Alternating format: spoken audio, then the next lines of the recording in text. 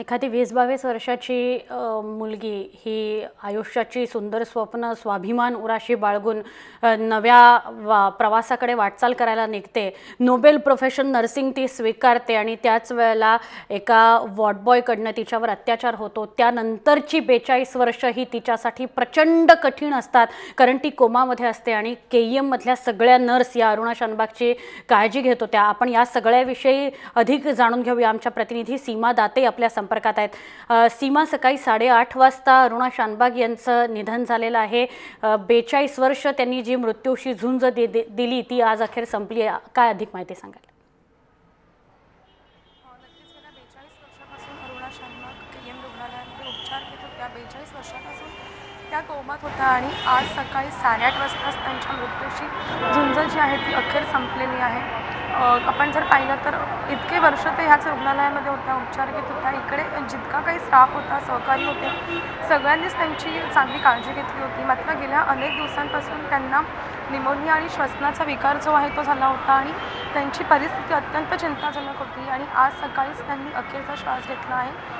सगळ्याच रुग्णालयात जर आपण पाहिलं, नर्सेसमध्ये हळहळ व्यक्त केली जाते आहे, कारण इथल्या सगळ्या नर्स ज्या होत्या ते त्यांची काळजी घेत होत्या। त्यांच्यासाठी एक वेगळा असा वॉर्ड होता, तिथे त्यांची देखभाल केली जायची आणि त्यामुळे सगळ्या नर्सेसमध्ये दुःखाचं वातावरण आहे। नक्कीच डॉक्टरांकडनं असं आवाहन करण्यात आलं होतं सीमा, की कोणी जर अरुणा शानबाग यांचे नातेवाईक असतील तर डॉक्टरांशी संपर्क साधावा। 8:30 नंतर आता खूप काळ तसा लोटलेला आहे, कोणी आलेला आहे का तिचे नातेवाईक म्हणून पुढे? नर्सेस या सगळ्या ज्या मैत्रिणी आहेत, या तिच्यासोबत वेळ घालवलेल्या 42 वर्षातल्या ज्या जवळच्या सहकारी आहेत त्या तर आहेतच, पण नातेवाईक म्हणून कोणी समोर आलेलं आहे का अजून तरी? नक्कीच त्या इतक्या वर्षापासून या रुग्णालयामध्ये होत्या आणि त्यामुळे नातेवाईक त्यांचे असे कोणी इथे येत नव्हते। त्यांच्या ज्या कोणी मैत्रिणी होत्या, सहकारिणी होत्या, त्याच त्यांच्यासोबत असायच्या। त्यामुळे आज देखील रुग्णालयाच्या प्रशासनाकडून त्यांचे नातेवाईक जे आहेत त्यांच्याकडे अजूनही संपर्क केला जातो आहे। जर कोणी नातेवाईक त्यांचे मुंबईत असू शकतात तर त्या नातेवाईकांना रुग्णालयात बोलवलं जाणार आहे। नक्की, पण पुढे मग कशी प्रोसिजर असणार आहे? रुग्णालयाच्या वतीनेच अंत्यसंस्कार अरुणा शानबाग यांच्यावर केले जातील की काय माहिती मिळते डॉक्टरांकडनं, डीन यांच्याकडनं काय सांगितलं जात आहे? नक्कीच या संदर्भातली अजून माहिती जी आहे ती डॉक्टरांकडून दिलेली नाही आहे। रुग्णालयाच्या वतीने कदाचित त्यांच्यावरती अंत्यसंस्कार केले जातील, कारण इतक्या वर्ष ते रुग्णालयामध्ये होते। रुग्णालयातल्या सगळ्याच कर्मचाऱ्यांनी त्यांच्यासोबत एक कौटुंबिक असं नातं जपलं होतं, त्यामुळे सगळी लोकं जी आहेत त्या ठिकाणची सहकारिणी जी आहेत त्यांच्यासोबतच इथे असणार आहेत आणि अंत्यसंस्कार जे आहेत ते रुग्णालयाच्या वतीने देखील होऊ शकतात।